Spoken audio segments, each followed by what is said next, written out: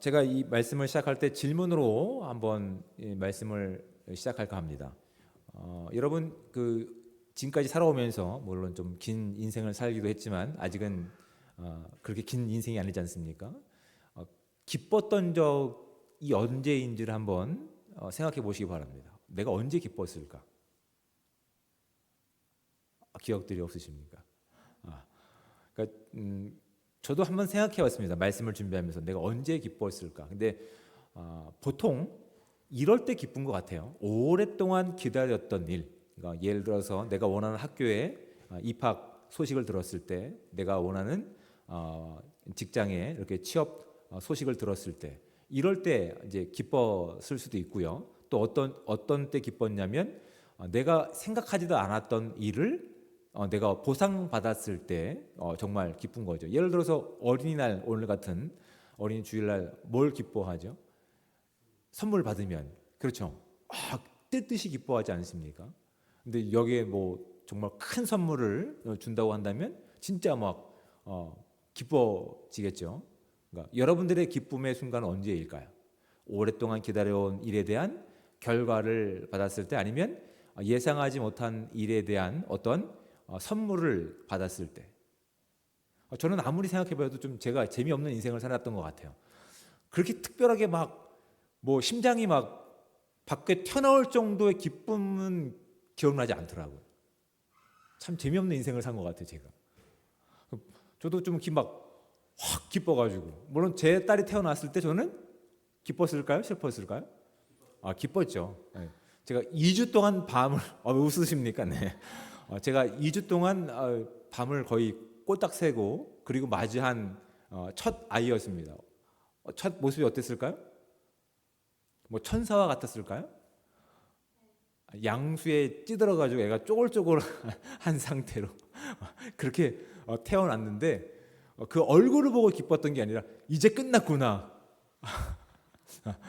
이거 요즘 스토리가 좀 있습니다. 제가 이제 기말고사를 이제 시험을 봤는데, 이 기말고사 이제 대학원 때 2주에 걸쳐서 봅니다. 근데 제가 한국이 아니라 미국에서 공부했던 때라서 이거를 내 언어도 아니고 영어로 제가 시험을 봐야 되고 공부해야 되고, 그러니까 이걸 정말 하루에 30분씩 자고 2주를 버텨야 돼요. 거의. 그렇게 막 정말 고단한 시간을 이제 보내고 나서 시험이 딱 끝나지 않았습니까? 그러면 바로 잠들 수가 없어요. 뇌가 각성 상태에 있기 때문에. 뇌가 깨 있는 거예요. 자고 싶어도 잠이 안 드는 거예요. 그래서 그렇게 이제 책상에 새벽 2, 3시까지였던 걸로 알고 있어요. 3시까지 이제 머리를 천천히 이제 정리하는 시간이, 뭐 하는 시간이냐면 나가수 이런 거 보는 거예요. 생각을 진정시키는 시간. 그래서 이제 뭐 유튜브는 없었으니까 뭐 웹페이지를 통해서 이런 걸 보고 있는데 갑자기 아내가 양수가 터진 거죠. 그래서 급하게 이제 가가지고 촉진제를 맞고 아이를 출산하기까지 거의 24시간 넘게 오랜 시간이 걸렸으니 2주 넘도록 잠을 못 자다가 아이가 태어났으니 이런 느낌이 드는 거죠. 다 끝났구나. 감동들이 없으시군요. 네, 저는 이럴 때 굉장히 정말 오랫동안 기다려온 거지 않습니까? 드디어 잘 수 있구나. 드디어 그렇게 기뻤던 적이 이제 있었는데, 기뻤던 것들이 뭐 사람마다 좀 다를 수 있지만 2가지 큰 경우가 해당되는 것 같아요. 오랫동안 기다렸던 일, 그 다음에 내가 기대하지 않았던 일을 보상받은 일에 대해서. 그런 관점으로 볼 때 지금 우리가 본문을 통해서 확인하는 아브라함은 기뻐야 되는 순간일까요? 슬퍼야 되는 순간일까요?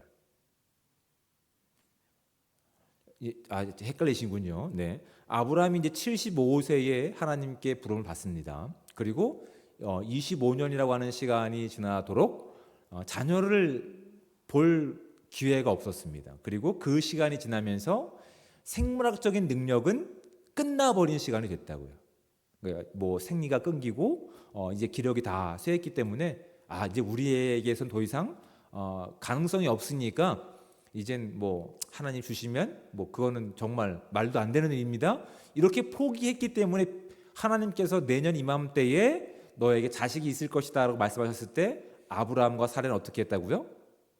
웃었었다고요. 그 웃음은 실소죠. 하나님, 제가 하나님을 모르는 건 아니지만 믿지 못하는 건 아니지만 그거는 아니지 않습니까?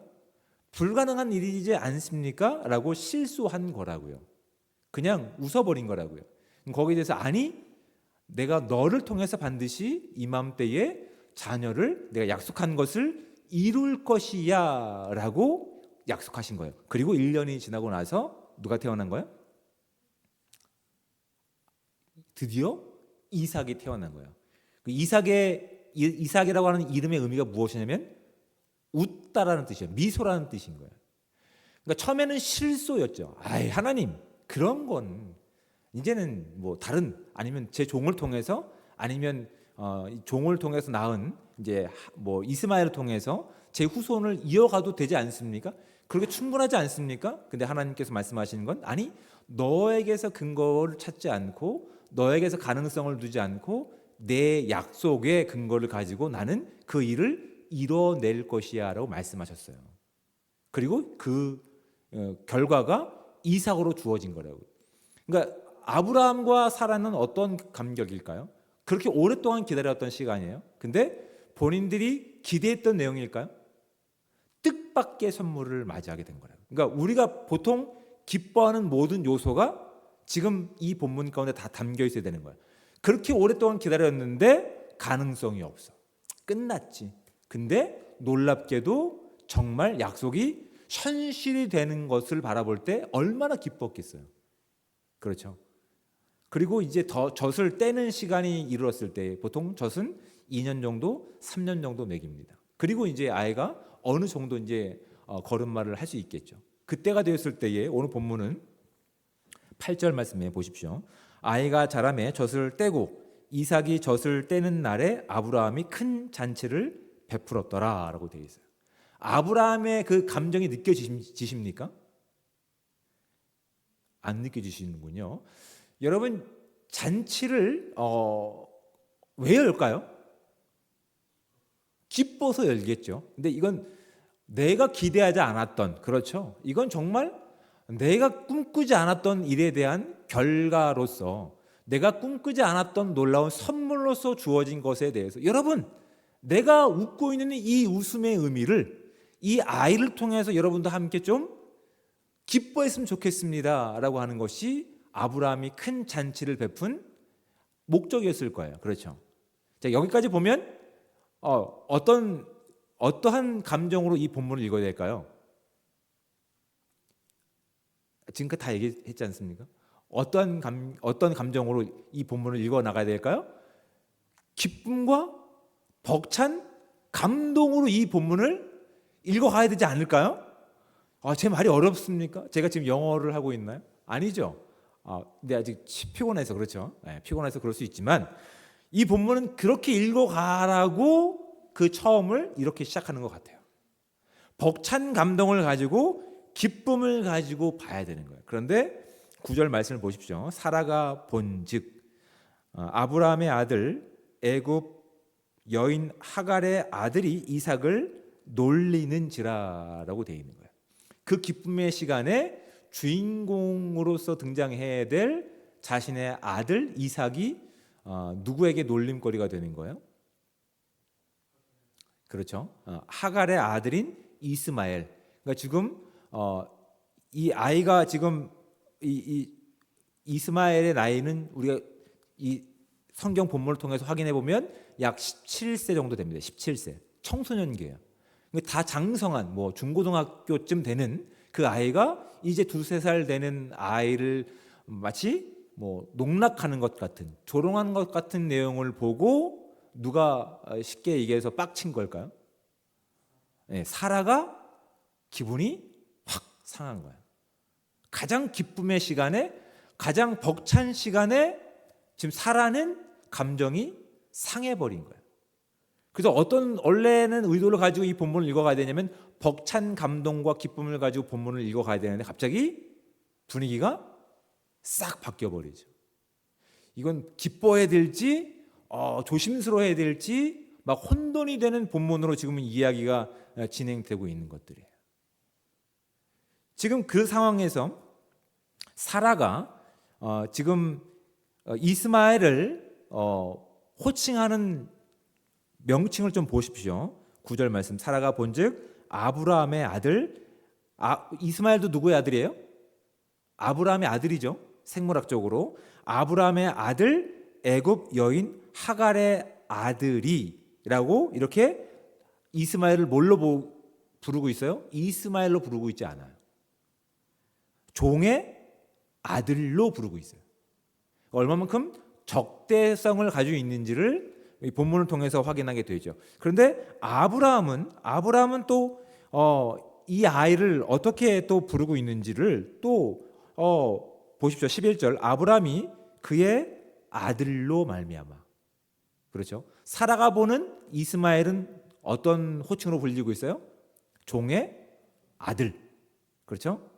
아브라함은 그를 어떻게 바라보고 있어요? 아들로 보고 있다고. 그렇죠? 네. 근데 하나님은 12절에서 그 아이를 어떻게 부르고 있어요? 아이라고 부르고 있어요. 지금 세 존재가 그 아이를 바라보고 호칭의 내용들이, 분위기들이 다 다르고 있음을 성경은 우리 가운데 분명히 보이고 있는 거예요. 그러면 이렇게 헷갈리기 시작하는 거죠. 도대체 이 본문은 어떤 감정으로 읽어야 돼? 무엇을 기대하고 본문을 읽어가야 될까? 그렇죠. 만약에 이 이야기가 위인전개라고 한다면 이런 내용들은 언급될 필요가 없죠. 그렇죠? 우리가 우상시하는, 우리가 존경하는 아브라함은 그럴 리가 없어. 그 사라는 그럴 리가 없어. 그는 그런 조롱과 비웃음도 묵묵히 참아내는. 그래서 아래서 태어난 이렇게 막 포장하고 위장해야 되겠죠. 근데 성경은 위인전이 아님을, 그리고 사실이 정확하게 기록된 내용들임을 성경은 우리 가운데 소개하면서 무엇에 집중하기를 원하시는 거예요?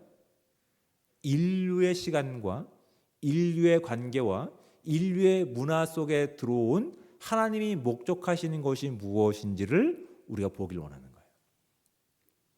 그래서 우리가 이야기할 때 그의 이야기라고 얘기하지 않습니까? 하나님의 이야기. 성경 속에 담겨 있는 것들이에요. 우리가 바라보고 있는 관점은 이것은 벅찬 감동과 기쁨으로 읽어내야 되는 대목인데, 그 현장 가운데서, 그 기쁨의 내용 가운데서 오히려 살 얼음판을 걷고 있는 것 같은 참 불편한 내용들을 같은 시간과 같은 장소에 담고 있으면서 우리로 하여금 여기서 우리가 무엇을 기대하고 봐야 됩니까? 여기서 우리가 무엇을 가지고 하나님께서 목적하시는 것들을 봐야 됩니까? 라고 고민하고 질문하게 한다고요. 그렇죠. 근데 재미있는 것이 있습니다. 오늘 본문 가운데서 결국은 어떻게 합니까? 아브라함의 아내 사라는 그 하갈과 그 종의 아들인 이스마엘을 쫓아버립니다. 근데 여러분, 이 이야기는 익숙하지 않습니까? 우리는 다 내 머릿속에 지우개를 가지고 있어서 기억이 안 나시지만 창세기 16장에도 비슷한 얘기가 있죠. 그렇죠? 창세기 16장에도 동일하게 누가 누구를 쫓아내요? 사라가 하갈을 쫓아냅니다. 근데 그때 하나님께서 어떻게 하세요? 돌려보내시죠. 하갈이 있어야 될 위치와 하갈이 역할이 무엇인지를 하나님께서 알게 하셔서 다시 그 종으로 살게 하십니다. 그렇죠? 근데 오늘 본문 가운데는 어떻게 하고 있어요? 12절 말씀을 보십시오. 하나님이 아브라함에게 이르시되 내 아이나 내 여종으로 말미암아 근심하지 말고 사라가 내게 이른 말을 다 들으라. 이삭에게서 나는 자라야 넷이라 부를 것임이라 하면서 어떻게 합니까? 하갈과 그 여종의 아들인 이스마엘을 쫓아내라고 말씀하세요. 16장에서는 아닌데 여기서는 쫓아내라고 하세요. 그때는 맞고 지금은 다른 건가요? 헷갈리시죠? 그렇죠? 근데 하나님께서 오히려 우리의 시간과 우리의 역사와 우리 문화 속에 들어오셔서 무엇을 증명하기를 원하신다고 말씀하셨죠? 하나님의 계획하심과 목적이 무엇인지를, 그래서 하나님의 이야기를 우리가 알 수 있는 내용으로 이 본문을 읽기를 원하고 계시다고. 이런 비슷한 것들이 이런 것들이 있어요. 이솝 우화 아시나요? 네, 이솝 우화. 누가 등장하죠? 기억들 안 나시죠? 동물들이 등장합니다. 동물들이 등장해서 의인화가 되는 거라고요. 마치 사람처럼 그 이야기를 만들어내서 그 안에 우리가 살아가야 될 어떠한 삶의 내용들, 교훈들을 담고 있는 것이 이솝 우화입니다. 성경의 이야기는 우리의 시간과 우리의 문화와 우리의 관계 가운데 하나님께서 우리 가운데 목적하시는 내용들을 담아내셔서 무엇을 증명하시냐면 하나님께서 이 땅 가운데 이루실 일을 보여주시길 원하시는 거예요. 자, 그렇다면 오늘 본문을 통해서 우리가 확인해야 되는 하나님의 목적하심이 무엇인지입니다. 사람은 어떤 모습입니까? 내 감정과 상황과 분위기에 따라서 언제든지 변할 수밖에 없는 늘 깨어진 그릇과 같은 존재임을 성경은 우리 가운데 보여주고 있는 거예요. 그런데 중요한 것은 12절 말씀 가운데서 하나님이 아브라함에게 이르시되 내 아이나 내 여종으로 말미암아 근심하지 말고. 왜? 아브라함도 자신과 지금 많은 시간 동안 관계했고 경험이 있고 추억이 있는 이스마엘을 차마 어떻게 하지 못하는 거예요. 차마 어떻게 하지 못하는 거라고. 어떤 분들은 그렇게 얘기하더라고요.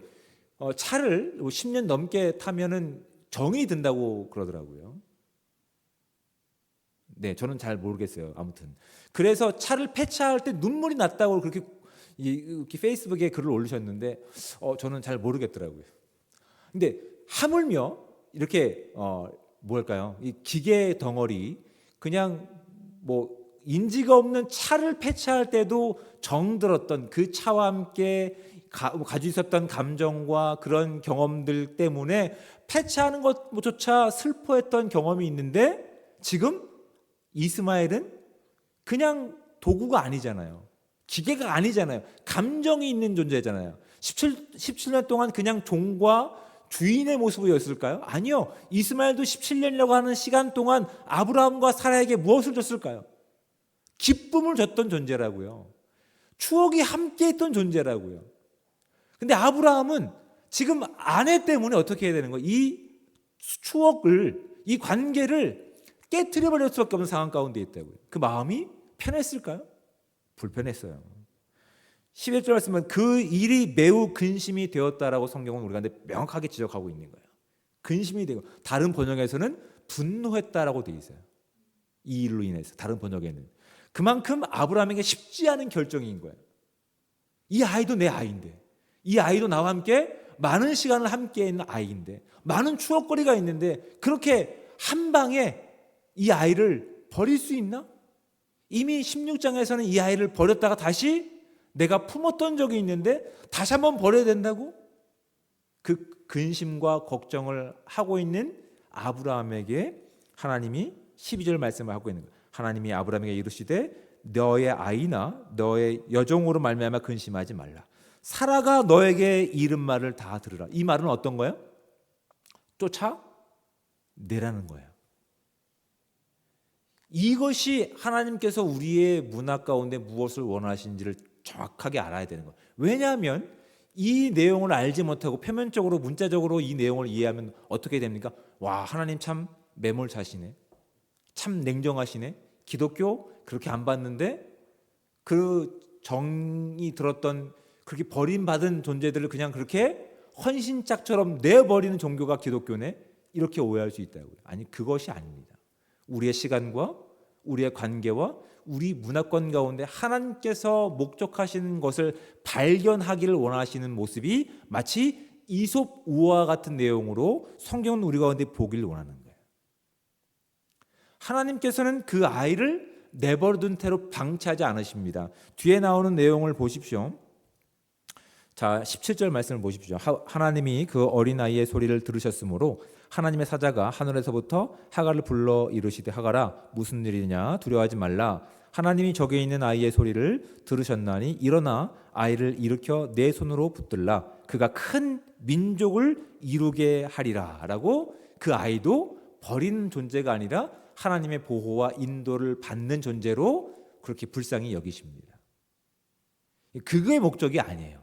하나님께서는 사라가 매정하고 매몰차고 우리가 보기엔 참 정 떨어지는 모습으로 그 사라와 그러니까 여종 하갈과 이스마엘을 내버리는 일 가운데 동의를 하셨지만 그의 어떠한 감정이라든지 어떤 그의 태도를 동의하신 것이 아니에요.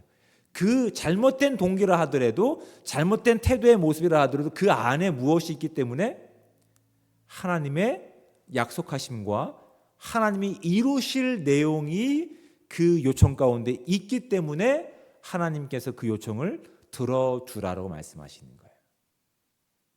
이것을 찾아가 봅시다. 찾아가 봅시다. 처음에 하나님께서 아브라함을 부르셨을 때에 창세기에서는 창세기 12장 3절에서는 어떻게 축복하셨냐면 너를 축복하는 자에게 내가 복을 내리고 너를 저주하는 자에게는 내가 저주하리니 땅의 모든 족속이 너로 말미암아 복을 얻을 것이니라라고 약속하셨어요. 그렇죠? 그런데 놀랍게도 일단은 여종인 하갈의 아들 이스마엘이 조롱한 거죠. 그것은 단순히 아이를 조롱한 것이 아니라 하나님의 언약과 하나님이 하실 일에 대한 조롱으로 하나님은 이 이야기를 진지하게 받아들이신 거예요. 함께 할 수 없다. 근데 이것이 신약에서는 어떻게 기록되고 있냐면 갈라디아서 4장 29절과 30절 말씀입니다. 제가 읽어드리겠습니다. 그러나 그때에 육체를 따라 난 자가 성령을 따라 난 자를 박해한 것 같이 이제도 그러하도다. 그러나 성경이 무엇을 말하느냐? 여종과 그 아들을 내쫓으라. 여종의 아들이 자유 있는 여자의 아들과 더불어 유업을 얻지 못하리라 하였느니라. 라고 동일한 사건을 어떻게 보고 있다고요? 하나님이 약속하신 그 아이와 함께 할 수 없다라고 이야기를 하고 있는 거예요. 오히려 이 이야기를 통해서 하나님이 이 대비를 통해서 무엇을 보기를 원하냐면 잘 보십시오. 하갈의 아들은 이스마엘이라고 하는 사람입니다. 이것은 무엇을 상징하냐면 인간의 노력과 인간의 어떤 방식을 가지고 하나님의 뜻을 이루려고 하는 어떠한 태도를 얘기합니다. 그 결과를 이야기하는 거예요. 이해되십니까? 이스마엘은 어떻게 태어났습니까? 하나님께서 아브라함에게 민족의 조상이 되게 하겠다고 말씀을 하셨어요. 약속하셨어요. 그런데 아무리 봐도 아브라함이나 사레나 가능성이 있었어요? 없었어요? 없었다고요. 그래서 그가 찾았던 방법은 그 당시 보편적인 방식이었어요. 그렇죠? 첩을 들이는 거예요. 첩을 들여서 내 후손을 내가 증명하겠다라고 하는 거예요. 근데 하나님께서는 그 방법이 옳지 않다고 말씀하시는 거예요. 그것이 어디과 연결되냐면 우리의 구원과 연결되는 문제라고요. 우리가 구원받을 자격이, 구원받을 태도가, 구원받을 믿음이 있기 때문에 하나님께서 우리를 구원해 주신 것이 아니라고 하는 거예요. 로마에서 말씀 가운데 보면 의인은 없나니 하나도 없다라고 되어 있는 거예요. 하나님을 안 자가 없다라고 되어 있는 거예요. 불가능합니다. 하나님. 어떻게 하나님께서 우리 가운데 약속하신 일이 우리 가운데 이루어질 수 있습니까? 우리가 만들어낸 결과는 어떤 겁니까? 마치 이스마엘과 같은 존재라고요. 그것은 약속을 이을 자가 아닙니다. 하나님께서 우리 가운데 이루실 뜻이 결과가 주어진 결과도 아닙니다. 결국 그 아이는 하나님의 약속을 조롱하는 결과로 주어집니다. 그런 것들이 어떻게 이어진다고요? 여러분 우리가 어떤 도전을 받습니까? 우리가 신앙생활하면서 교회 밖에 있는 사람들이 우리를 어떻게 평가합니까? 야, 교회 다닌 사람이 그 정도도 못해? 들어보셨습니까? 물론 내가 기독교인이라고 밝힌 적이 없기 때문에 들어본 적이 없을 수도 있습니다만 밝히면 그런 얘기 듣는 겁니다. 야, 기독교인이 교회 다니는 사람이 그것 때문에 우리가 마치 한 방 맞는 것 같아요. 내가 이렇게 살면 안 되나? 그리고 내가 급하게 바꾸는 것들은 무엇입니까? 내 태도라고요. 그러니까 내 안에 하나님께서 우리에게 무엇을 원하시는지 듣기보다는 무엇을 내가 바꾸기를 원하는 거예요? 내 태도를 바꾸는 거예요. 내 어떤 위치를 바꾸려고 하는 거예요. 그 결과가 어떻게 주어집니까? 무엇을 자랑합니까? 나는 기독교인이고 교회를 다니니까 나는 이걸 했어가 되는 거라고요. 내 안에 하나님께서 무엇을 원하시는지 아무 상관없어요. 어느새 하나님께서 이루신 결과가 엉뚱한 방향으로 나가는 것처럼 하나님께서는 우리 안에 우리와 관계하시면서 하나님께서 우리 가운데 누구신지를 우리의 입술을 통해 고백하게 하시는 거예요. 우리는 마치 아브라함처럼 이런 모습입니다. 하나님께서 우리 가운데 허락하셨던 그 복음을 살아내고 나와 함께 하신 그 하나님을 자랑하는 것이 아니라 내가 무엇을 만들어내고 윤리적으로 완벽한 모습을 가지고 내가 나를 자랑하고 있습니다. 이게 어떤 결과라고요? 이스마엘이라고 하는 결과라고요. 근데 우리의 구원이나 우리 안에 있는 복음의 내용은 우리가 만들어내는 결과가 아니라고요.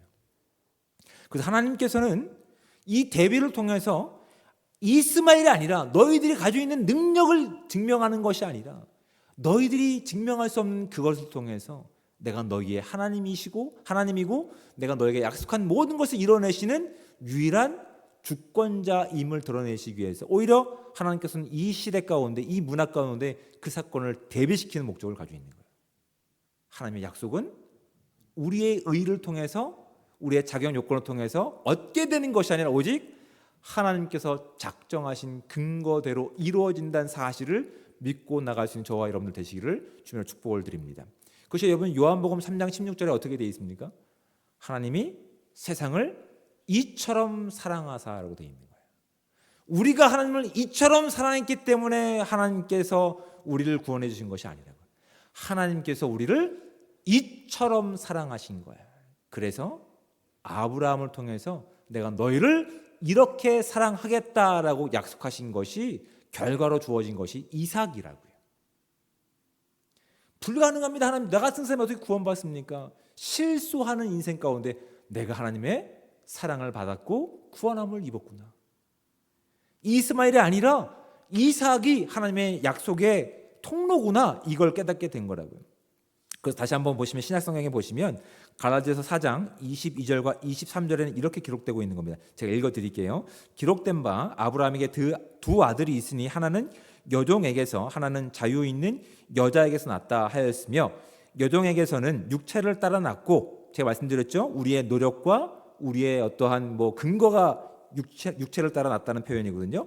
자유 있는 여자에게는 약속으로 말미암으리라고 되어 있는 거예요. 하나님의 약속이 아브라함과 사라를 통해서 이루어졌기 때문에 하나님의 복음의 내용이 무엇인지를 우리가 분명하게 알기를 원하시는 내용이 본문 가운데 있는 거예요. 두 번째는 이겁니다. 하나님이 약속하셨던 아브라함이 약속하셨던 그 복이 얼마나 큰 가치를 가지고 있느냐를 증명하기 위해서 이삭을 주신 거예요. 그리고 세 번째는 이 복은 하나님의 약속만이 이룰 수 있음을 증명해 내시기 위해서 그 가족이고 추억거리가 있는 이스마엘이었지만 분리시키는 목적이 여기 있는 거라고요. 그래서 오직 이 일이 하나님으로만 통해서 신약에서는 예수 그리스도로만 통해서 이것이 가능하다는 사실을 우리로 알게 하시면서 하나님께서 그 인류 가운데 들어오셔서 드러내려고 하는 하나님의 구원, 하나님의 약속, 하나님의 인류를 향한 하나님의 목적이 이 가운데 있는 거예요. 그러니까 이 본문을 읽을 때 우리가 어떤 감정을 가지고 읽어야 됩니까? 우리의 모습을 통해서, 아브라함의 모습을 통해서 우리를 바라보면서 우리는 정말 근거가 없구나. 이것이 고린도후서 4장 7절 말씀 가운데 이렇게 기록되고 있는 말씀과 같습니다. 우리가 이 보배를 질그릇에 가졌으니 이는 심히 큰 능력은 하나님께 있고 우리에게 있지 아니함을 알려 함이라. 우리 안에 무엇이 담겨 있다고요? 우리가 다 감당할 수 없는 하나님의 복음에 대한 진리가 담겨 있는 거예요. 그러니까 우리의 모습을 바라보면 질그릇과 같은 거예요. 늘 깨지기 쉬운 모습이라고요. 기쁨의 자리 가운데서 오히려 누군가를 쫓아내고 누군가를 학대하는 모습으로 나갈 수밖에 없는 것이 우리의 모습이라. 근데 하나님께서는 그 가운데 무엇을 피워내시는 거야? 복음의 신비, 복음의 내용, 복음의 결과를 우리 가운데 말씀하고 계시는 거예요. 그러면 이 말씀은 이렇게 이어지는 거예요. 신약성경 로마서 8장 28절과 29절 말씀입니다. 우리가 알거니와 하나님을 사랑하는 자, 곧 그의 뜻대로 부르심을 입은 자들에게는 모든 것이 합력하여 선을 이루니라. 이 모든 것은 무엇을 포함하냐면 우리가 실패한 내용까지도 포함되는 거예요. 우리가 하나님을 사랑하는 그 관계에 실패한 내용까지도 하나님은 그 실패를 사용하셔서 무엇을 확인하십니까? 하나님이 저와 여러분을 이렇게 사랑하십니다. 이 약속은 우리 지금 이 시대에 해당되는 것이 아니라 과거 창세기에 기록된 아브라함의 인생 가운데 이미 깊이 새겨진 하나님의 마음이라는 사실을 알게 하신다고. 우리가 감당할 수 없는 이 복된 소식을, 이 복음의 내용이 정말 연약한 우리 가운데, 연약한 우리의 삶 가운데 들어오게 하셔서 우리가 실패하는 내용을 통해서도 우리가 무엇을 자랑하기 원하시는 거예요? 아니, 괜찮습니다. 저는 그리스도의 은혜로 하나님의 자녀로 그렇게 살아가렵니다. 오늘 넘어진 자리에서 나의 무엇을 자랑하는 것이 아니라 하나님을 자랑하는 자들로 삼기를 원하시는 내용이 지금 가장 기쁨의 시간 가운데서 온전히 그 기쁨을 나누지 못하는 아브라함의 가정의 모습을 통해서 우리가 보기를 원하는 하나님의 놀라운 뜻임을 기억할 수 있는 저와 여러분들 되시기를 주님으로 축복을 드립니다. 여러분, 우리의 모습은 마치 이 질글꿀 같아요. 보물을, 하나님의 복음을 담기엔 너무나 연약해요. 이걸 기쁨으로 살아야 되는지 절망으로 살아야 되는지 알지 못하는 상황 가운데서 하나님은 아브라함과 사라에게 주셨던 그 복음의 신비, 그 놀라운 내용을 통해서 우리가 오늘도 넘어진 자리에서 하나님의 약속을 믿고 믿음을 가지고 걸어가기를 기뻐하고 계신다고요. 이 말씀을 우리가 깊이 깨닫고, 그래서 나의 어떤 자랑할 만한 내용을 가지고 내가 그리스도인입니다 라고 얘기하는 것이 아니라 나는 늘 넘어지지만 하나님께서 나를 오늘도 붙들고 계십니다. 나를 여전히 사랑하고 계십니다. 하나님께 나에게 약속하셨던 그 약속은 아브라함에게서뿐만 아니라 나에게서 계속 이어지고 있습니다 라고 하는 마음을 가지고, 그 믿음을 가지고 오늘도 주어진 자리에서 그 복음을 살아낼 수 있는 저와 여러분들 되시기를 주님의 축복을 드립니다.